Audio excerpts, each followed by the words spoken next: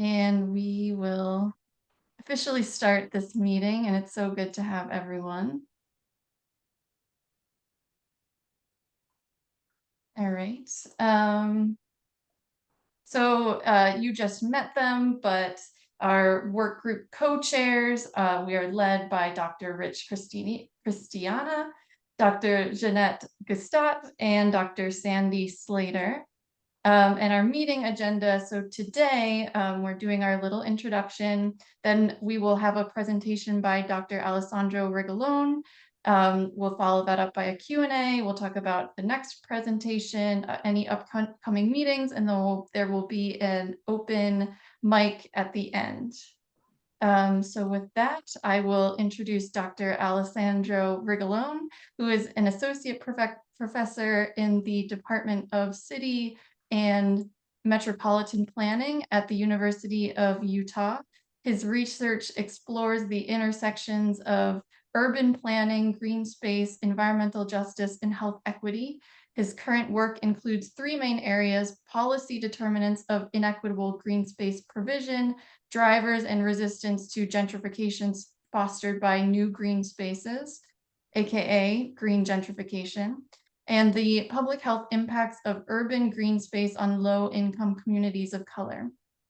This research has been published in leading planning and urban studies journals such as the Journal of American Planning Association and Landscape and Urban Planning, Urban Studies, Cities, and the Journal of Planning, Education, and Research.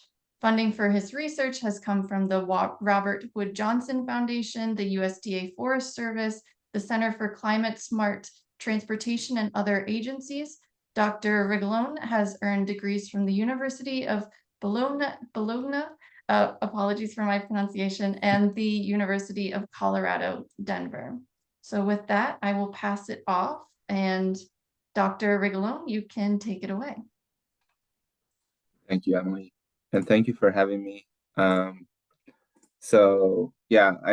here in Salt Lake City, the University. I've been here for 5 years now, and in my past, I've been my previous job was the University of Illinois, where I was in the Department of Recreation, Sport, and Tourism. So aligns with some of the kind of work that some of you are doing and some of your disciplinary backgrounds. But here today, I was asked to talk about a major area of my research and a major area of the kind of interdisciplinary work on urban studies, planning, and urban geography, and sociology to some extent. And the topic is green gentrification. And so I'm going to talk about basically two main things. One, sort of what are the risks of gentrification happening when new green spaces are built in low-income communities, and two, more importantly, or as importantly, what we can do to prevent it.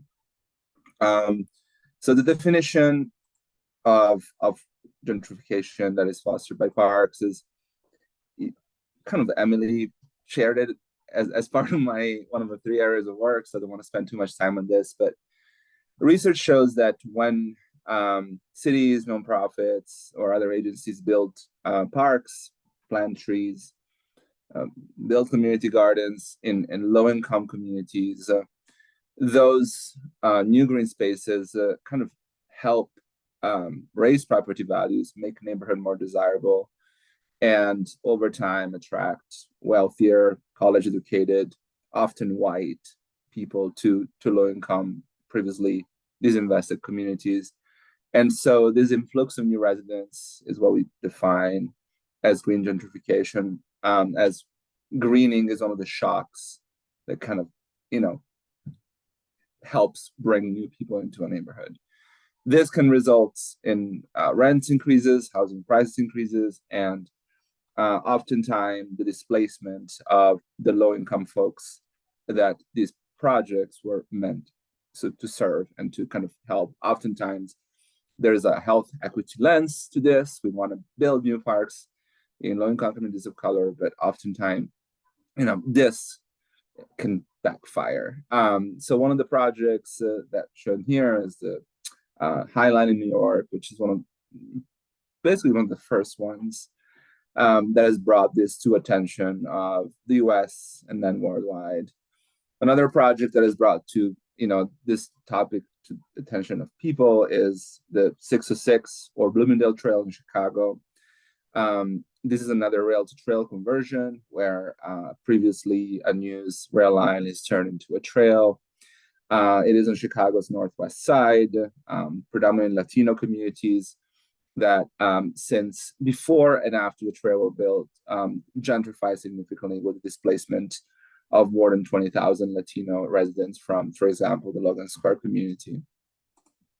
So how does it happen? How does this phenomenon happen? What does this process involve? And so the good news is that not all new parks, not all new green spaces, not all new tree planting programs result in gentrification. There's quite a bit of literature on this.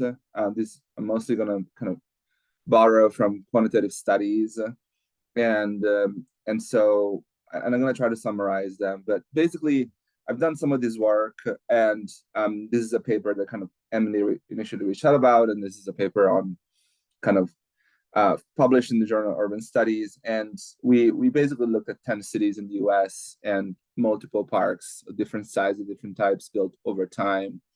And what we found is that the most consistent impact on gentrification was from large greenway parks, projects like the Bloomingdale Trail, projects like the High Line, projects like the Atlanta Beltline in Atlanta, and so on. There's large transformative projects. We also found that new parks close to downtown had more impact with gentrification. And interestingly, we found no association between the park acreage and the odds of gentrification in surrounding communities. There's been a lot more work, including a lot more work recently from a group in Barcelona called BCN UEJ, Barcelona Lab for Urban Environmental Justice, led by Isabel Angelaski. This is a really great study in 28 global north cities. I'm not going to cover the findings here because I have a table in a bit that summarizes all the research. There has been also work on urban ag, and this paper finds, for example, no associations between urban ag and gentrification in Detroit. And there's been work on tree planting programs like this one in Portland, Oregon, led by Jeffrey Donovan at the Forest Service. So this table here, I know it's a lot of words, but I didn't have a better way to show it. This is from an ongoing paper that I'm writing for TPL, the Trust Public Land, on gentrification and parks. And what I did here is summarize risk factors for the green spaces themselves, and then for neighborhoods. And so you basically, broadly speaking, a lot more literature is focused on parks than other green spaces. So parks have received a lot of attention on this. And kind of in extreme summary, not all new parks built in low-income communities have led to gentrification. There have been mixed findings about park size. Some findings found, some papers like mine found no associations. Others found that larger parks had more impacts on gentrification. Another one found that medium-sized parks, based on some classification, links to gentrification. In some, we don't know yet sort of what happens with park size. What multiple studies have shown are, however, that those large greenway parks projects that have also like an after transportation component, so they're not just recreational, but they're also transportation facilities, have been linked to gentrification. And also mixed findings for nature parks, these like forest preserves, and kind of those kinds of like more natural spaces. The literature is kind of not conclusive. Tree planting, there's been some associations between tree planting and gentrification. However, the effect sizes of most of these studies are pretty small. Community gardens, again, some associations between those and gentrification indicators. And then the other ones that kind of probably worth mentioning is brownfield cleanups. Those in some cases have been linked to gentrification in a few cities like New York, for example. Then I looked at neighborhood factors. So green gentrification does not happen in a vacuum. There is, the investment itself, but then there's other factors within a neighborhood, its location, the housing stock, that makes it so that maybe a park in neighborhood A has lower impact than the same park in neighborhood B. And so in the literature that I looked at, consistently, new parks close to downtown do have an impact on gentrification. There's also one study that found that new parks near gentrifying communities are more likely to cause gentrification than parks that are near non-gentrifying communities. And also, another study found that new parks close to transit station was a vulnerability factor for green gentrification. And so, again, you start seeing that there's some multiplying effects between new parks and other factors. And I see something in the chat, but I'm probably going to take those later. Another kind of piece of the puzzle that kind of we started looking at is what gentrification has often been kind of defined as like a very kind of linear process where there's new parks or new trees and then gentrification happens. But with my colleague and Tim Collins here in geography at the University of Utah, we started questioning that linearity and kind of started thinking about green gentrification as a cycle. And so in a paper we published last year, we kind of we reviewed literature, and then we're both quantitative and qualitative, and we conceptualized this kind of cycle wherein, yes, greening does cause gentrification in many cases. There's property value increases, there's desirability increases in the neighborhood, and kind of, newcomers come in. But also, we kind of like looking in the literature, there's a few cases where gentrification precedes greening. So greening initiatives kind of often are targeted to among low-income communities, those that are already gentrifying. And we, based on the literature, hypothesize that there's three main factors. One, gentrifiers have more political capital and they're more savvy oftentimes to advocate for improvements in their neighborhood. There's also green growth machine coalitions, wherein developers and elected officials, and in some cases gentrifiers, are wanting to green gentrifying communities because those are quote unquote safer investments, where there's already investment from private kind of individuals moving into a neighborhood. And third, oftentimes cities have impact fees for parks. And so in places where developments are already occurring, there's a more availability of resources to build additional parks or improve existing parks via impact fees that need to be spent within like surroundings of where development is happening. And so a big, I think, implication of this is that green gentrification is not an unintended consequence, or in some cases it's not. It is oftentimes a deliberate design of, an ecosystem of developers, elected officials, and in some case, some environmental nonprofits that work together to kind of direct greening in places that are already seeing an influx of people, and that kind of fast tracks gentrification in those communities even more. So what can we do about that? So in the last few years, there has been a proliferation of toolkits, of literature reviews, and I'm not going to go through all of them, although if you're interested, I can provide you with more citations to kind of start seeing what can be done to prevent it, or to at least limit the negative impacts of displacement. And so together with my colleague John Christensen at UCLA, we a few years ago, we kind of started working on this project, and this is still very much an ongoing process. We published this in 2019, where we defined basically parks-related anti-displacement strategies. We analyzed a few large park projects you can see here on this map, and we basically looked at policy documents, plans, newspaper articles. We did some interviews with people around, working around these projects to identify the anti-displacement strategies that were proposed and those that were implemented. And so most of them are around housing.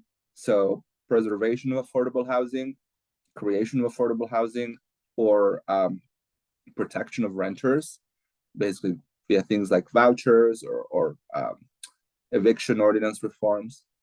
And then the other piece is workforce. And so if a neighborhood is gentrifying and housing prices are increasing, another way to get to the problem, to address the issues, to help people make more money, and better jobs, training, support for small businesses, etc. So we kind of took these different strategies and we classified them in this matrix between the people who are beneficiaries and the people who are implementers.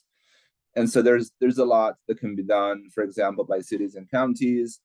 There's a bunch of ordinances like just cause eviction, rent control, renters commissions, stuff like accessory dwelling units, inclusionary zoning, etc.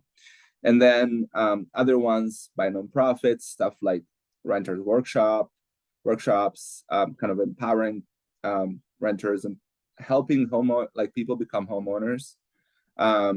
There's a lot of work on community land trusts that has been done around these projects. So buying up land before the land becomes too expensive, before projects are even announced.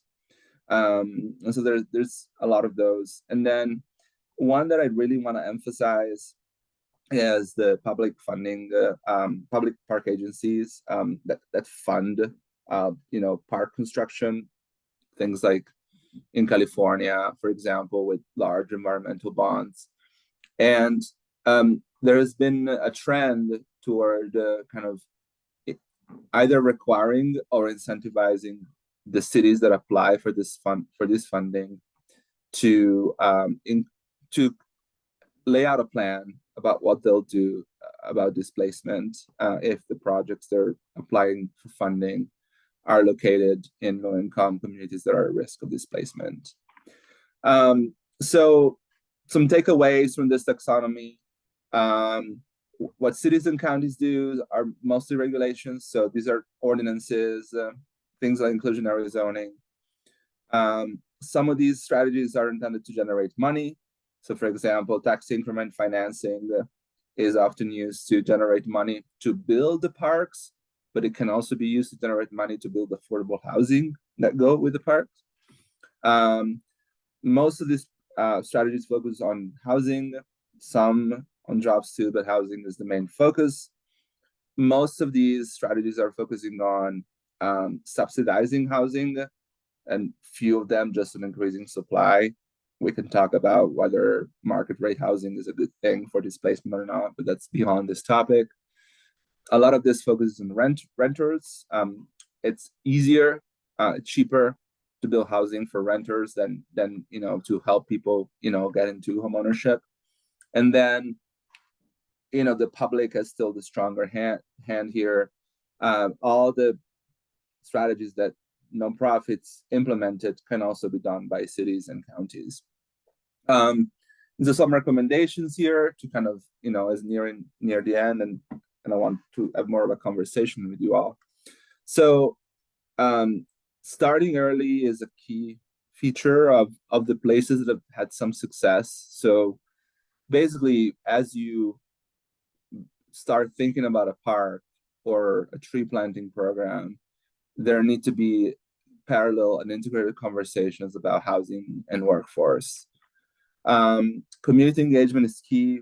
From interviews, we found that in some cases, park agencies were not aware of green gentrification as a potential issue. I guess now, a few years later, there's probably more awareness. And some elected officials were also kind of not clear why they should be worrying about housing when a large park is built. And so that community engagement can sort of help broaden the scope of the conversation to go beyond just the green space. In some places, there has been collaboratives and coalitions between nonprofits that work on parks, housing, and workforce, and also broader community advocacy groups.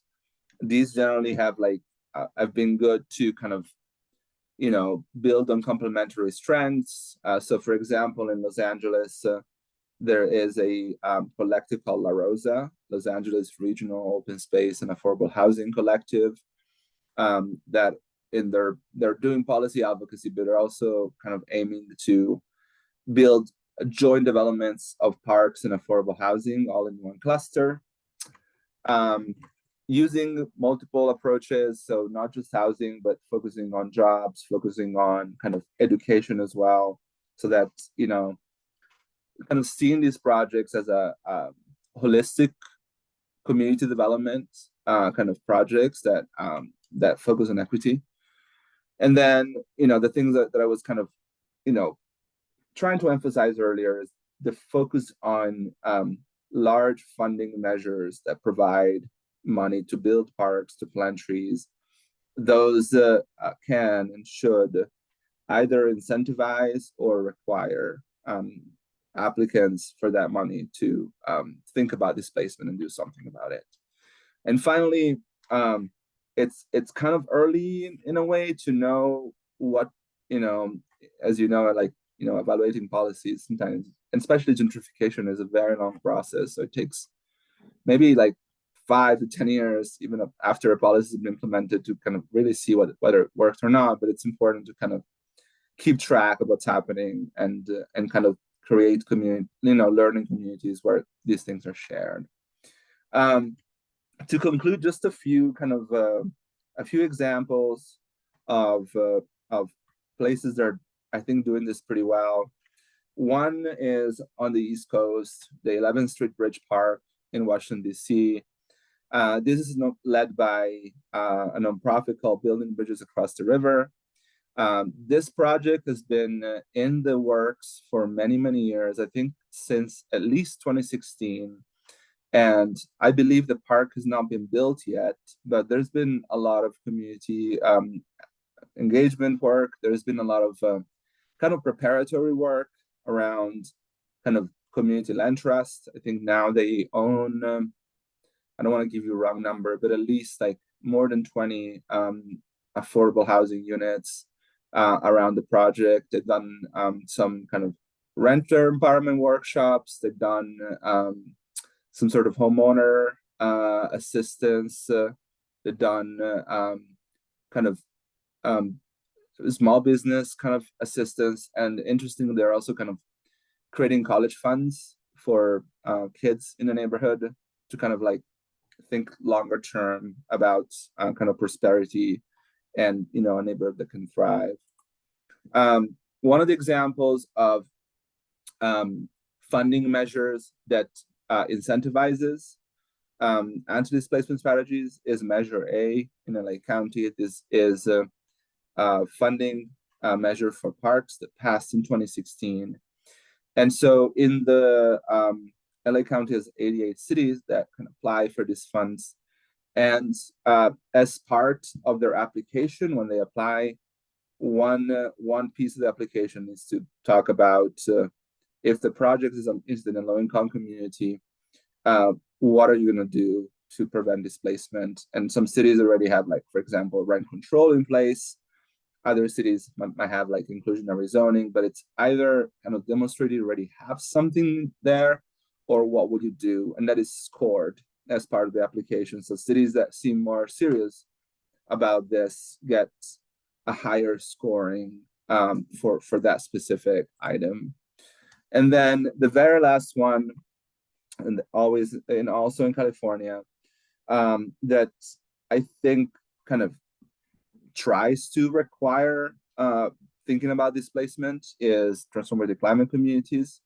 So this is within the climate kind of change framework, but basically the state of California via the Strategic Growth Council has calls every few years for low-income communities who want to become more climate resilient, and cities that apply for this money need to provide a plan, not just about climate resilience. So there's a lot of greening, there's some green job training, there's like renewable energy stuff. So it's very holistic.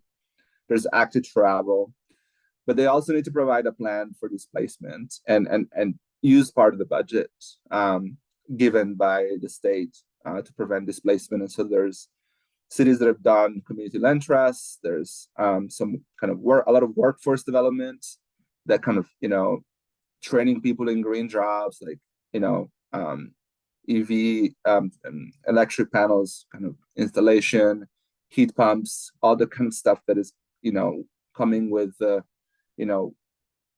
even recent federal funding that supports them. And so kind of thinking holistically and including a lot of the housing, workforce, business, small business preservation in these plans to create more climate resilient communities. And so I think it's really cool. There's a few, UCLA is doing a few evaluations of these projects. And so if you're interested, I can point out those. But that's it. I didn't want to take too much time, and I'd rather kind of, have more of a conversation. But yeah, thank you for your attention and for being engaged. Thank you so much. Yeah, and I put in the chat, I was curious if we're going to mention the 11th Street Bridge, because I remember reading the article that I posted in the New York Times, and it really, I think that article actually first got me thinking about green gentrification, and it references the High Line and other instances where gentrification became a huge problem. And I think it's a really interesting case study in it's a literal bridge between two communities and what will happen when that bridge is built and made accessible. So we will turn it over to questions. I saw Robbie had one, and I'll read it aloud, but Robbie, if you want to expand on your question, feel free to unmute yourself. How is gentrification defined and measured in the studies from the literature? Yeah, great question. So there's two main methods. One is via census data. So data from the American Community Survey or the decennial census, and basically gentrification happens in what we define as gentrification eligible neighborhoods or census tracts, and there's different ways to define them, but for the most part is those below the median in median household income for a region. So if you're below that median, you're kind of in the lower end of the income spectrum, and those are places that can gentrify. But basically what we're looking at in that kind of measurement type is whether over a certain period of time, income, percentage college education, and housing prices rose more rapidly than in the region as a whole. So we know that there is, like a region can, become wealthier or poorer over time for different reasons, but are those growing faster over like 10 years? So that's one. And then the other way is by looking at housing prices, generally at the parcel level. So these are generally called hedonic price models, where the sale prices of single family homes are evaluated over time. And, generally speaking, those models, you look at close to a park, like within a half a mile, and further away from a park, or in a neighborhood boundary where trees are planted versus in other controlled neighborhoods, and see whether over time the price change in the treatment neighborhoods is higher than the price change in the control neighborhoods. And so those are the two main ways. And now what I want to do, I applied for an NSF grant. There's newer data that is available at the household level via the census in a few federal research data centers. We have one here at the University of Utah, where you can access individual, like household level data from the ACS and from the decennial census and use those. You need to be physically in the lab. You cannot leave the lab with the data just because it's very, it's confidential. And but that's what we plan to do next for a couple of projects that I've going on.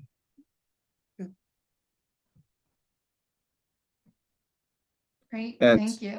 just one thing regarding the bridge thing, Emily. I think that's very in many places where those linear parks have gentrified communities.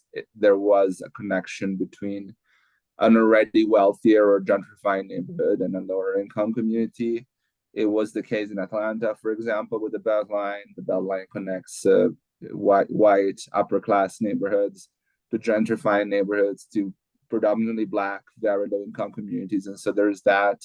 The same kind of dynamic was for the Bloomingdale Trail in Chicago, connecting places gentrified 20 years ago, and now the median household income is well above 100K, to places where, we're predominantly Latino and median household income is around 45K a year. So that kind of connectivity, and I think it's a very interesting piece that we've been seeing in a lot of places.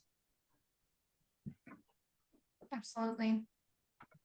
Does anyone else have any questions or comments or thoughts?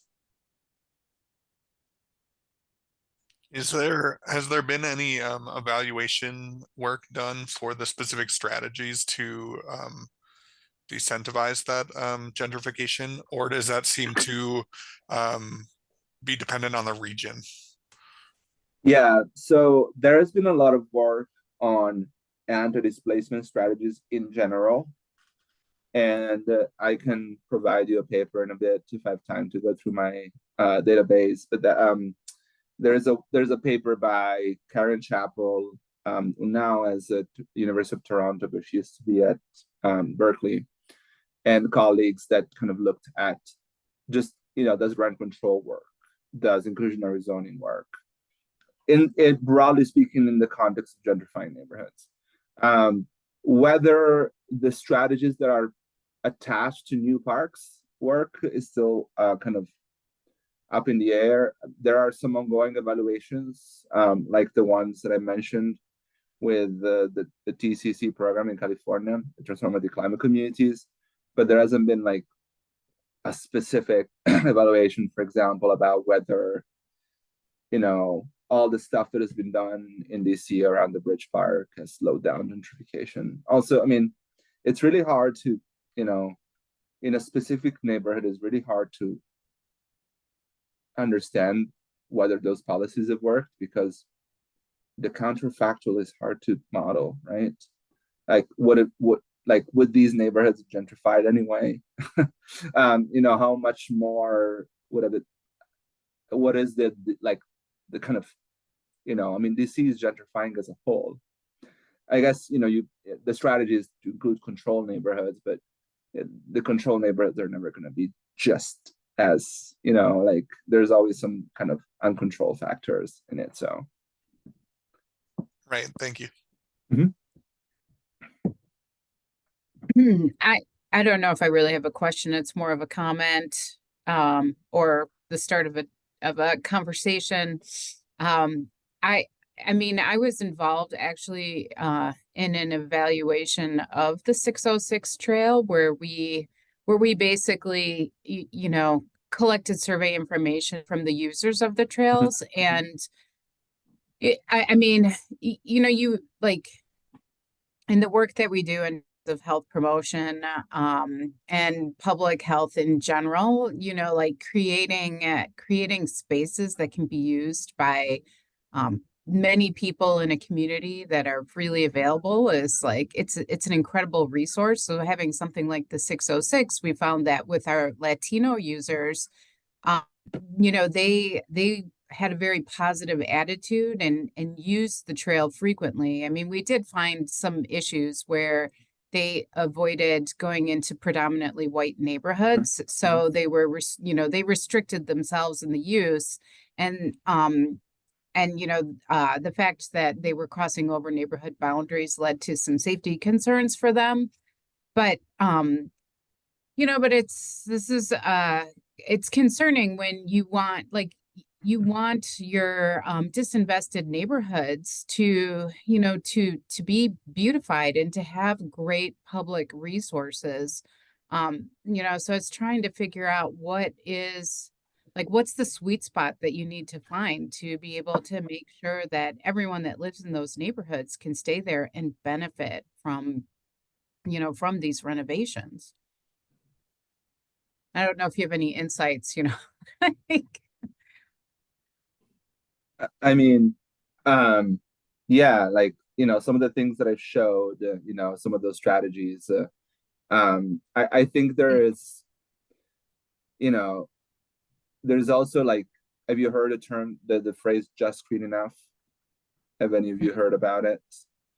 It was I'm sorry, could you repeat that again? Just green enough. This was kind of proposed by a geography faculty called Winifred Curran at DePaul. It's been simplified, but basically, you know, people's understanding of it is different. But basically, it's the idea that you know, instead of, you know, like neighborhoods like those around the 606 or Bloomingdale Trail,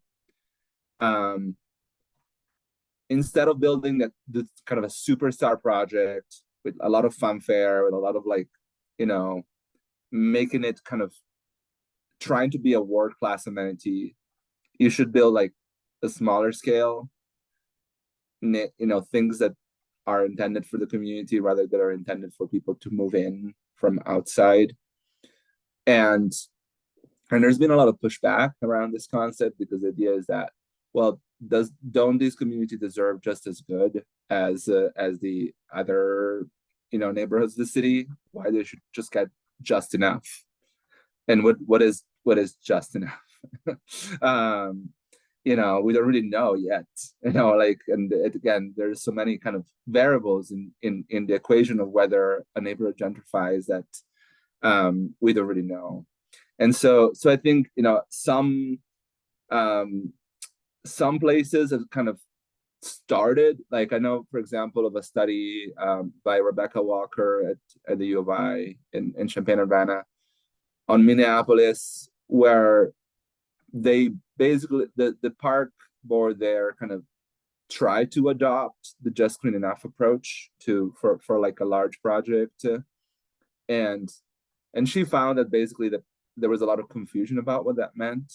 Some people were upset about it. Some, you know, so there was some people that tried to kind of apply this kind of idea to actual park planning and community development, but it's still unclear whether that is something that actually works. And in the realm of physical activity, well-being, and health impacts, yeah, I mean, I know this group is very interested in that, and I wish I would talk more about it. But we with Brandon Harris, we did a couple of studies on the 606 around kind of citizen-based policing of youth of color. So there is that sort of side of the equation too, like when gentrifiers move in, there's a lot of kind of, you know, do people feel welcome, you know, are like, there's microaggressions.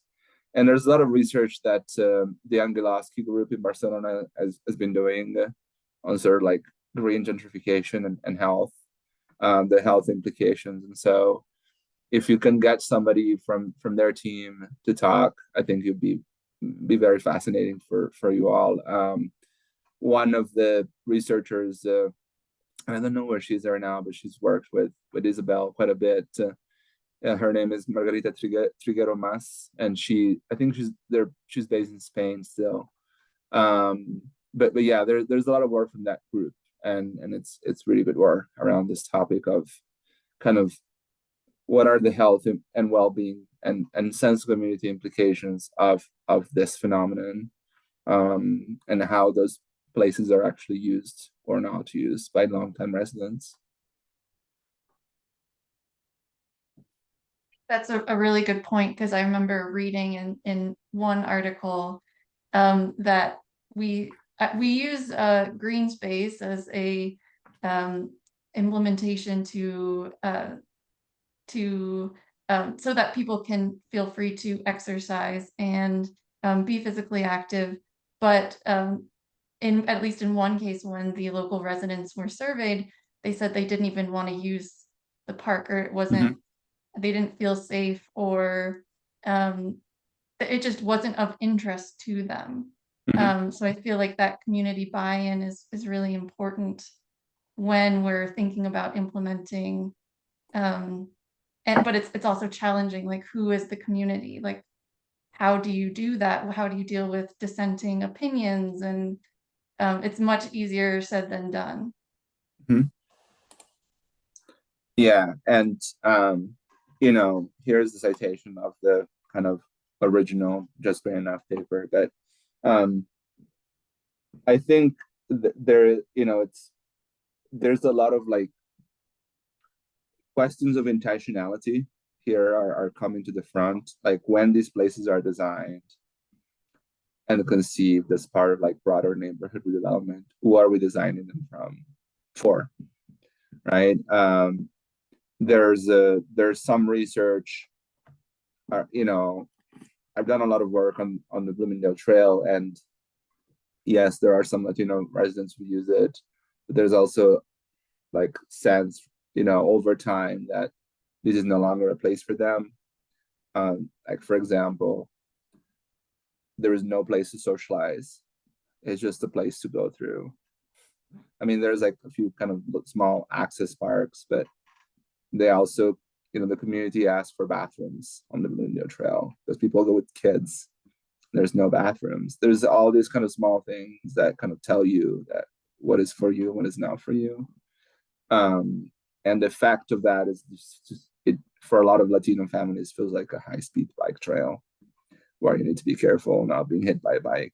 And that's not by mistake. The people who are strongest advocates of the trail were literally white bearded dudes who ride bikes and drink craft beer. You know, like this, the most stereotypical gentrification, you know, person that you can think about. And so that's, you know, the design is of these places is, you know, the result of who are the strongest voices in the advocacy for them.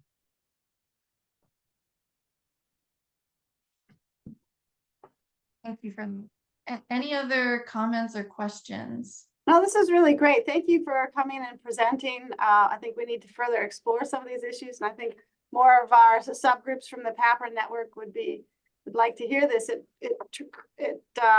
You know, it's important for the equity. We have a subgroup in equity and inclusion. I think these touch on all of these issues, and how do we make spaces and physical activity? It's all about physical activity more equitable, and are we doing things that are helpful on one hand, but then exclusionary on the other? And yeah, you touched on all of those. And I know we had some folks here from the rural group, and we have a transportation group too. It touches on all of these areas. So thank you so much. And I think we'd love to have you stay connected with us if that's of interest to you, either to the larger group or depending on how much you know, you'd love to, how much you want in your inbox.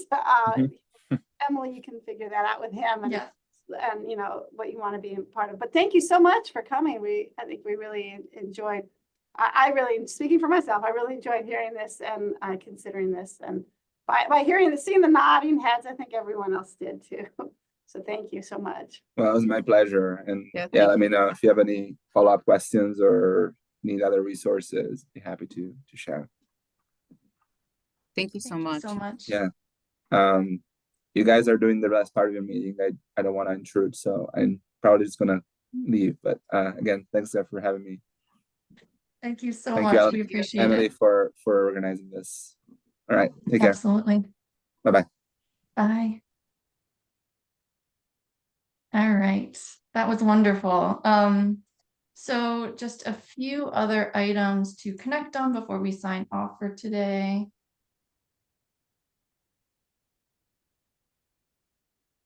So our next meeting is April 29th, 11 a.m. Central Time, 12 p.m. Eastern Time, so same time as today. Our speaker will be Gretchen Patch, who is from ACSM, who will cover the American Fitness Index.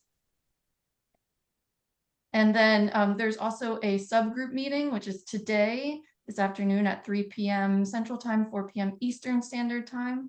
And we will discuss park and lieu fees and the density bonus data. If you are not included on that meeting invite and you would like to be, please put your name and email in the chat and I will make sure that you are invited. We will discuss the data, the results of the data and how we want to then move forward. And with that, I will open the mic. Feel free to unmute yourself or put any information you would like all of us to see in the chat. If you're attending the Active Living Conference next week, I will see you there. I'm looking forward to it. Hopefully we get some nice weather. I'll be there, Emily. So looking forward Awesome. to meeting you in person. Absolutely. I was just signing up for my activity on Wednesday afternoon. I was like, rock climbing or running? Oh, I did the walking. Rock climbing, though, sounded interesting. I know. I was like, that's so cool. But probably not for me since I've never done it before. So I'll let somebody else do that.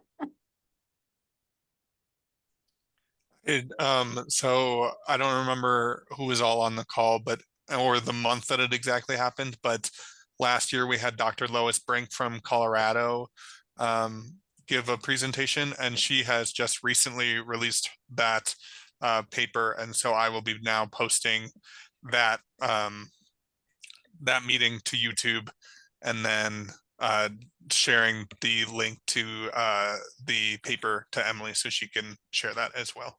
Andy, I think that Lois is also going to be at Active Living next week on a panel discussion. Yeah. Very cool. I unfortunately am not able to make it, and rock Yeah. climbing sounds so fun, so I'm a little jealous. But I do have to run. It was nice to see all of you. I just wanted to share that note. So Yeah. Thank you so much. Yeah, I have to go in a minute too. I don't know what else we have. That was all, unless anyone has any notes. But I will see you all this afternoon, whoever is joining. You can always reach out to me if you have any questions or comments. I'm just putting my email in the chat so you have it. Otherwise, we can sign off for today. Thanks so much, everyone. Thank you. Thanks. Bye-bye. Thank Bye. you.